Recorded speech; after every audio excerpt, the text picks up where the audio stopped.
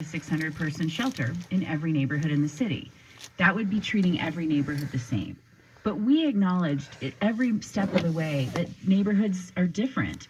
So, for example, in the ordinance that we have as law today in the city of Denver, you cannot have a new facility that serves more than 20 people in a residential area, an area that has mostly single-family homes. You can get a little bit larger, up to 40 people, for example, in a certain kind of mixed-use neighborhood. And then in a downtown, a dense neighborhood, a heavily commercial area, you could have a larger facility. And so those types of differences are about proportionality. They don't treat every neighborhood the same, but they try to treat every neighborhood equitably. The way I like to think about it is this. If you believe that, let me talk about the household size, right? When we started this process back in 2018, or even up until this ordinance passed, you could have 4 unrelated adults in an apartment. The average size of an apartment is about half the size of a single family home in Denver, right?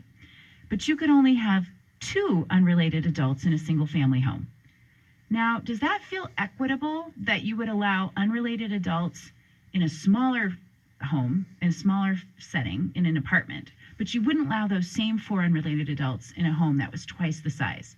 That's an example of equity, right? Where we're like thinking in our logical minds, does that make sense to only allow, and by the way, that particular approach of limiting who can go in single family homes versus apartments, it dates back to the 1950s.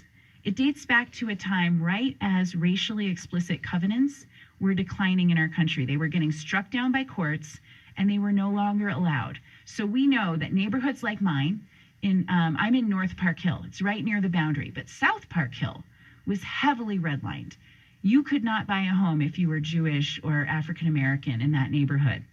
As that got struck down, you know what we started to see? We started to see other types of zoning laws that came in, such as occupancy limits, to try to limit replace racism, undesirable or difference in neighborhoods that people wanted to keep homogenous in the